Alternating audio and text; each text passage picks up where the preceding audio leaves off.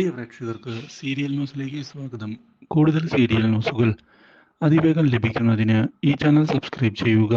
Bell icon മറക്കാതെ click ചെയ്യുക. Video ഇഷ്ടമായി എങ്കിൽ ലൈക്ക് ചെയ്യാൻ മറക്കരുത്. തൻ്റെ ചതികളുമായി മുന്നിലേക്ക് പോകുന്ന ചന്ദ്രമതിക്ക് ഒടുവിൽ പുതിയൊരു തിരിച്ചടി ലഭിച്ചിരിക്കുകയാണ്. അർച്ചന ചെയ്തതിൽ കാര്യമുണ്ട് എന്നുള്ള കാര്യം വിജയ് ശങ്കർ മനസ്സിലാക്കുകയാണ്. ഇതോടെ വിജയ് ശങ്കർ ആരാണ് ഇതിന് പിന്നിൽ കളിച്ചത് എന്ന് കണ്ടെത്തണമെന്നുള്ള തീരുമാനം എടുത്തുകൊണ്ട് മുന്നിലേക്ക് വരികയും ചെയ്യുന്നു.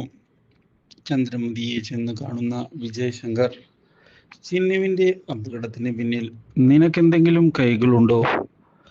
ഉണ്ടെങ്കിൽ വ്യക്തമാക്കണം. ശങ്കർ, എന്താ അങ്ങനെ പറയുന്നേ? എനിക്ക് ചിന്നു മകളെ പോലെ തന്നെയാണ്. എത്രയൊക്കെ ശത്രുത ഉണ്ട് എന്ന് പറഞ്ഞാലും അവളെ കൊല്ലുന്നതിന് വേണ്ടി ആലോചിക്കുക പോലും ഞാൻ ചെയ്യില്ല എന്നതാണ് സത്യം. നിങ്ങൾക്ക് അത് വേണമെങ്കിൽ വിശ്വസിക്കാം, ഇല്ലെങ്കിൽ വിശ്വസിക്കണ്ട എന്നാണ് എനിക്ക് പറയാനുള്ളത്. ഞാൻ ഈ കാര്യത്തിൽ നിരപരാധിയാണ് ശങ്കർ. നമ്മളെ തെറ്റിദ്ധരിപ്പിക്കുന്നതിന് വേണ്ടിയുള്ള നീക്കമാണ് ഇപ്പോൾ ഇവിടെ നടക്കുന്നത് എന്നുള്ള കാര്യം ശങ്കർ മനസ്സിലാക്കണം.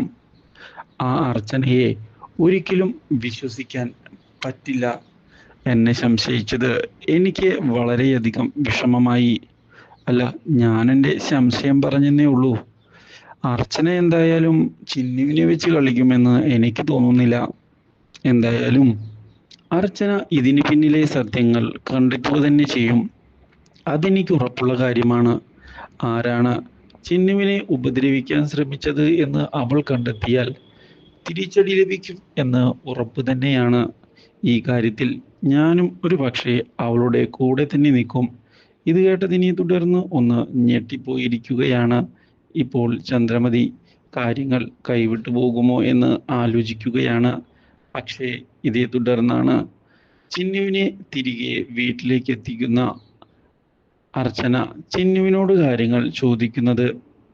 പക്ഷേ മുഖം താൻ കണ്ടില്ല എന്ന് ചിന്നു പറഞ്ഞത് തിരിച്ചടിയായിരിക്കുകയാണ് അർച്ചനയ്ക്ക്. Do like, share and subscribe.